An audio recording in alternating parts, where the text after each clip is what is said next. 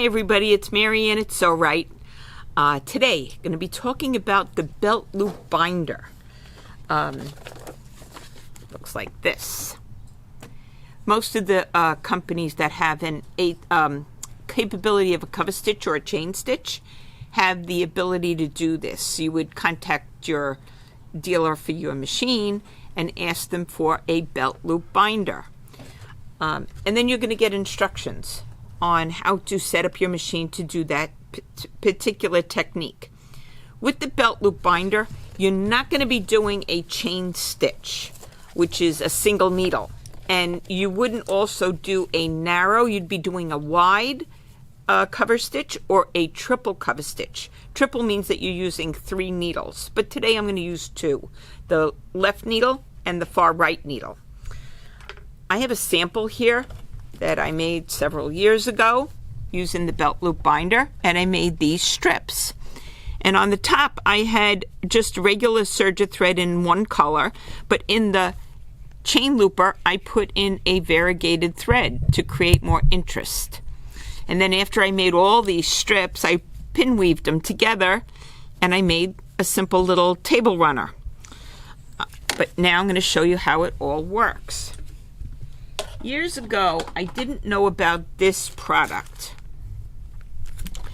And I believe it was Gail from Gail Patrice Designs. She was here several years ago teaching a Serger class, and she showed us this product. And I started using it, and I love this stuff. So I not only use it for the belt loop binder, but I'm also using it inside my cover hems, which could be another day, but I just wanted to mention that. And what I did was, it has a fuse on one side, and I took my strip and I fused it down the center of the strip. When you have a belt loop binder, there's, like for instance, for the baby lock machine, there's 2 different sizes. I'm using the one that is 1.5. And then there's another size. But in your instructions that come with it are the size of the strip that you should be cutting for that belt loop binder. It did say that I should cut my strip at 1 5/8. However, I've chosen to do it at 1 3/4. I added another 1/8 because I found sometimes when the fabric curls underneath, it wasn't grabbing quite right. So when I added that extra 1/8, it helped a lot. But like I said, first I fuse the strip of this So Lazy. It's a knit stay tape, and I fused it down the center of the strip.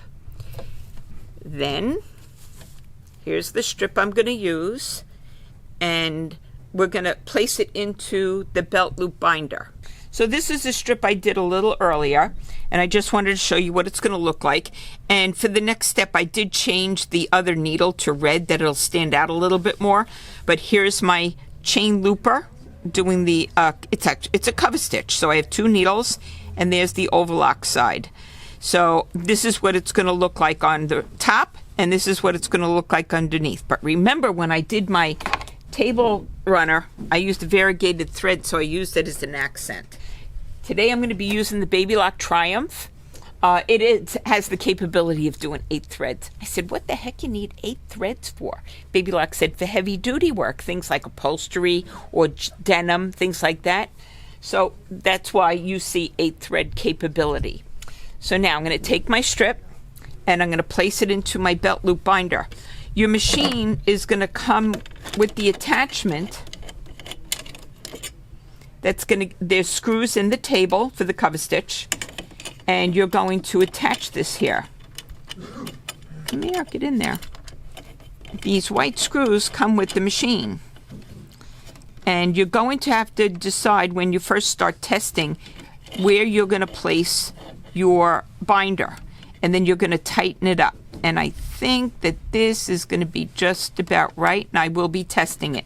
Remember, these notches represent your needles. So needle number 3 is this notch. Needle number 1 is that notch. So I'm going to center 1 and 3 down the center of the binder. So it's going to catch my both sides. Then I'm going to take my strip that I cut at 1 3/4 with my strip of my stay tape underneath, and I'm going to feed this through. Using your tweezers is going to make it real easy. You're just going to slide that all the way under. And remember, as long as your presser foot is not down and it's up, you can lift the front of your foot if you have to maneuver this a little bit more. And you always want your needle starting in your fabric. So now that I've got that in there, I'm going to lower my foot, and the fabric is right there under the needles, and it's going to start to grab it.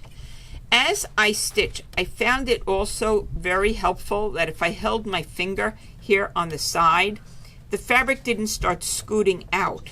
It kept it underneath. So now I'm just going to stitch, and back over here, I'm making sure that this is going to stay flat, that it doesn't start curling up or anything. I want it flat. So my right hand is over here, and my left finger is over here, and I'm just going to feed this through. And I'm going to remember, I'm going to scoot this, keep scooting that in. And I'm going to stitch.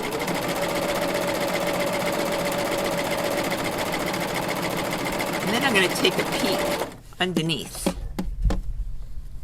Oh, look at that. It's grabbing both my edges. That's what I want. So I'm going to keep pushing in on my left here, and keep my right hand, keeping it flat here. And I'm going to keep stitching through.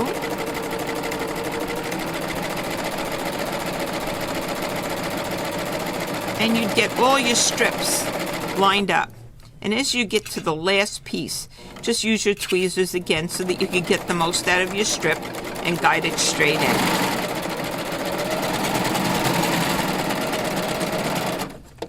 Take my scissor and clip. And oh my goodness, am I happy? Is that beautiful? I love it. And there's my correct side. There's my left needle and my right needle. And this is the chain looper. So there is a belt loop. Now you can use this for all kinds of things. You can use this in straps for a bag, even in garment work. I could put it make it on part of my pants or a dress, where I could make belt loops, and I could weave a belt in and out of it, a decorative belt maybe. But belt loop binder. Isn't that cool? Hope you enjoyed today's class. See you next time. Bye.